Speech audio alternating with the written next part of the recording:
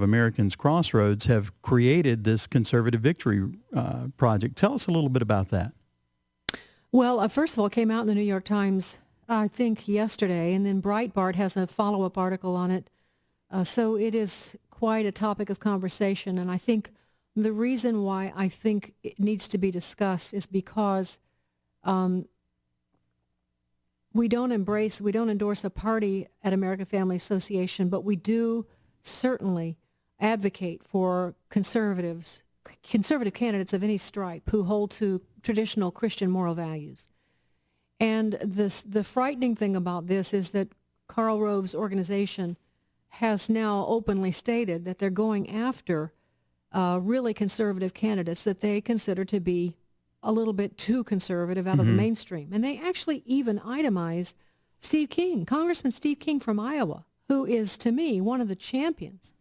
They say what they're going to do is make sure that they run candidates against people that hold embarrassingly too conservative positions. And remember that Karl and his organization have risen to tremendous amount of power and influence. I would say that Karl, I don't know what the numbers are, but they took in, Crossroads for America took in literal millions and millions of dollars the last campaign cycle. And I do know because I know people here in Washington who talk about the political consultant class here in Washington and around the country tied to Washington, that in this last campaign cycle, people were encouraged to support people who, when you trace the tentacles, it all led back to Karl Rove's organization. So all the money and resources were going basically, I would say all, there are some exceptions, I'm sure. I'm sure that Jim DeMint's organization, that's not true. But of the political class, a lot of it was going back to Crossroads. And now I could talk about what they did, but we could look at the result. We know that they pushed Romney. It was Karl who kept saying he was the best candidate. And they kept telling the American people that Romney, the American conservatives, that Romney was the best candidate. And so, and held in disdain candidates that were just embarrassingly conservative, encouraged candidates not to talk about moral issues, not to talk about life, not to talk about marriage, certainly not about immigration either. I'm not saying that's a moral issue. I don't put that in the same category, at least not simple like that.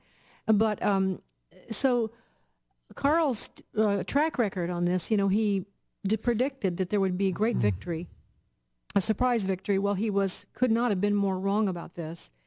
And so it seems as though he's digging in his heels to now prove that he's right about this, that moderate Republicans are the only ones that can win.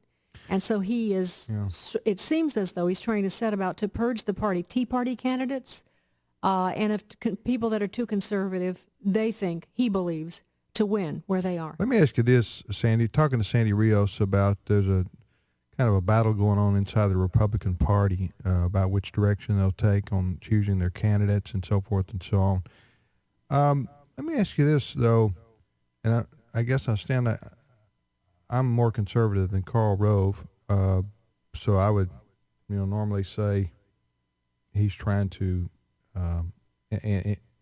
sabotage my ideological kindred inside the Republican Party. Yeah, I guess the question that Sandy pointed out, too conservative to win. Well, I want to ask you that. Does he have a point, Sandy? Because we saw what happened in Missouri. We saw what happened in Indiana in those senatorial races.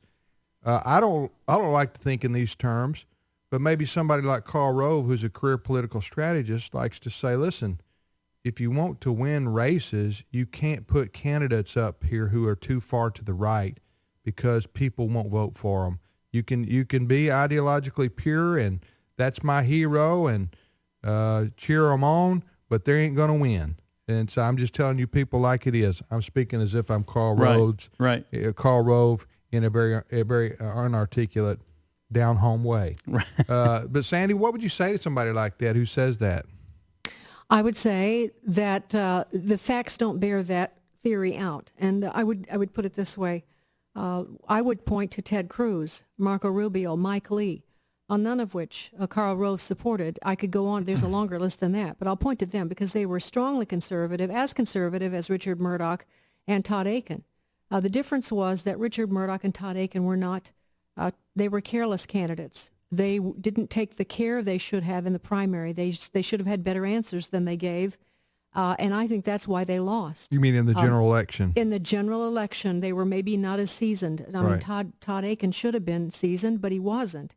Ted Cruz, Marco Rubio, Mike Lee, all of them very conservative on the issues. Probably a razor-thin difference between them. And we just talk about Murdoch, and we talk about Sharon Angle in Nevada. Sharon, I supported her very strongly. Sharon was great on the issues, but she wasn't necessarily the best persona, the best candidate, because it's more than just how you feel on the issues. And I would point to the resounding defeats of moderates like George Allen, Lugar in Indiana, Richard Lugar, the incumbent. I would talk about Charlie Crist in Florida, who crashed and burned because they were. You got a good list there. Yeah, they had all the polish necessary, but they were terrible on the issues. So I think the issue is you need a good candidate with the right positions. You need that combination. Conservatives have to be smart about who they put in and make sure that they're wise as serpents and harmless as doves. Let me tell you something, and Sandy knows this, but you cut the pro-life plank out of the Republican platform and tell your candidates don't talk about that. You want to see you become a minority party that'll never be a majority. Right. You start telling pro-lifers go somewhere else, because I'm going to tell you, there's a lot of people who vote basically Republican, and that's their number one issue, and that's just the way it is. So you start dissing those people. Mm-hmm. I'm not saying you have to make that your one and only issue. I'm just saying you start dissing those people and you start saying that's not important, you will become a permanent minority party. Sandy, we got to run. Thanks so much for your time. Okay. Thank you, Tim. Thanks, bye-bye. Jim. Bye-bye. Bye-bye.